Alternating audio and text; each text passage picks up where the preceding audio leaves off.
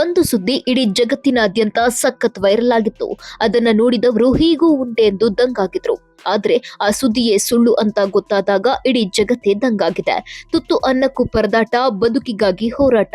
ಬದುಕಿನ ಕರಾಳ ಸತ್ಯವೇ ಹಾಗೆ. ಆದ್ರೆ ಸತ್ಯ ಮಾರ್ಗದಲ್ಲಿ ನಡೆದಾಗ ಎಂದಾದ್ರೂ ಒಳ್ಳೇದಾಗುತ್ತದೆ ಎಂಬುದು ಅಷ್ಟೇ ಸತ್ಯ. ಇದಕ್ಕೊಂದು ತಾಜಾ ಉದಾಹರಣೆ ಜರ್ಮನಿಯಲ್ಲಿ ನಡೆದಿದೆ ಅಂತ ಎಲ್ಲಾ ಪತ್ರಿಕೆಗಳು ಬರೆದ್ವು.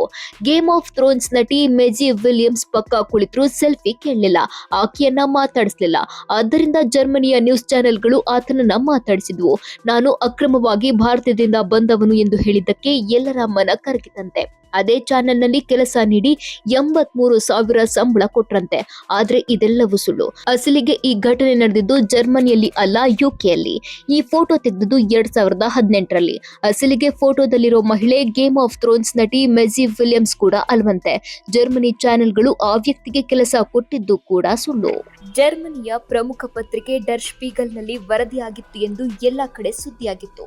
ಆದ್ರೆ ಆ ಪತ್ರಿಕೆ ಇದೆಲ್ಲ ಗೊತ್ತೇ ಇಲ್ಲ ಎಂದು ಹೇಳಿತ್ತು.